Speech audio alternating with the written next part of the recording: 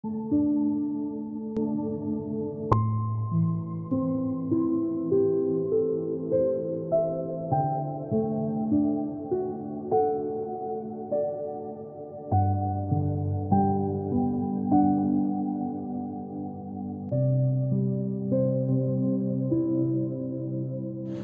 phase we are in now can be filled with a lot of recurrent thoughts and unanswered questions.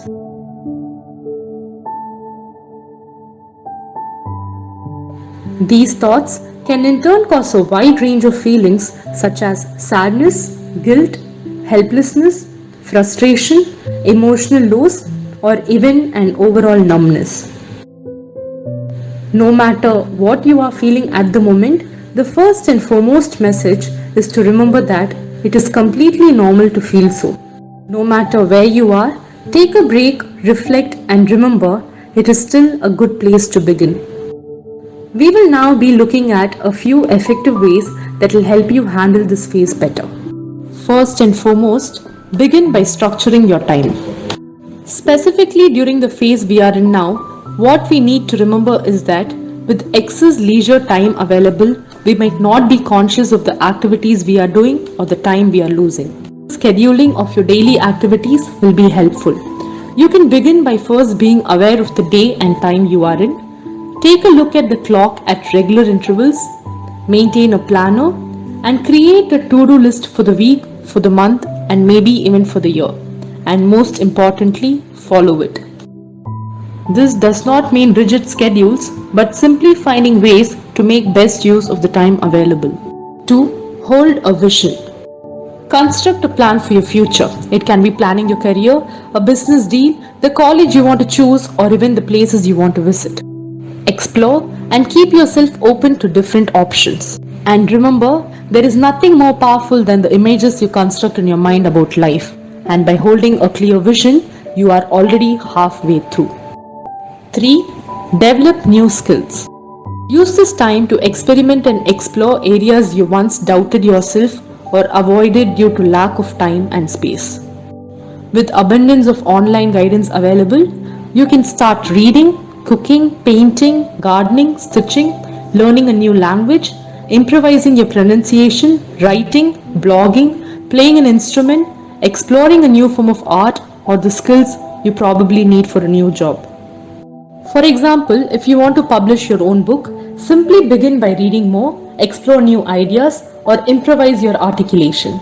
Begin by working backwards so the small steps you take each day will help you attain your bigger dream. This is a lot easier once your vision is clear. Keep in mind, by building your skills, you are also expanding your potentials for the future. 4. Take a wash regularly. Simply put, take bath on all days. Water, being a natural element, when felt on your skin, has its own power not just to cleanse your body but also your mind, thereby keeping you refreshed and active all through the day. 5. Spend time with nature. This is possibly the best route to a balanced mind. Spend some time under the sky in complete silence.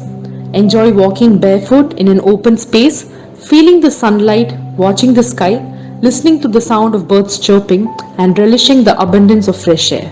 Remember, nature at its purest form is available to us right now. Water, sunlight, air, soil, being natural healing elements, have a calming effect on our mind and body. If utilized well, we will never need medicines or even a doctor. 6. Exercise and have a balanced diet. Undoubtedly, the mind and body are connected. Hence, by taking good care of your body, you also maintain a healthy mind. This does not necessarily mean lifting weights or starving your way to be fit.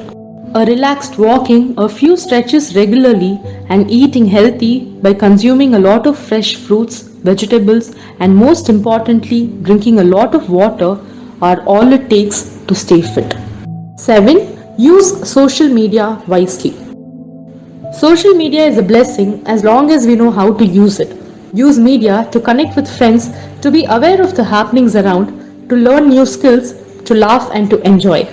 But be aware, excess binge watching, mindless scrolling or sharing, spending too much time online may not be helpful. This does not mean a no, What we need to remember is to be mindful of the time and energy we spend on it. Specifically during the phase we are in now, when the need for social connection is more, as much as possible, maintain media only as a part of your day's activity and not the priority. Excess screen usage during bedtime can increase brain activation and affect your sleep cycle. Also, prolonged lack of good sleep can in turn impact your moods a lot. 8. Allow creativity. With a regular structured life and system in place, we most often block creative expression. In the calmness and space available right now, look around and allow natural flow of creativity. Pick a pen to doodle or journal or to design a wall. Create your own music, a new dish, or just poetically express your mind's voice. Remember, creative expression is the birthplace of all innovations and effective solutions, and that is all that the future needs. 9. Declutter. Deep clean to get rid of unnecessary materials and keep your space clean. Add a new fragrance or make simple changes in the physical setup. Remember, a clogged closet reflects a clogged mindset. Letting go of unnecessary materials from your living space, from your mobile, laptop, or even your bag will also help let go unhelpful thoughts, thereby creating space for new and fresh thoughts to emerge. 10. Spread your blessings. Use this time to have real conversations with those at home. As much as close space with people can be difficult, it can also be a huge blessing. Plan a family meal under the moonlight, bring back all the board games, create a movie time, or just laugh together. The strong bonds you frame right now can create a forever positive impact on your family functioning. Talk to your friends, relatives, spread goodness to those around, and if there is something affecting your peace of mind, choose to let it go.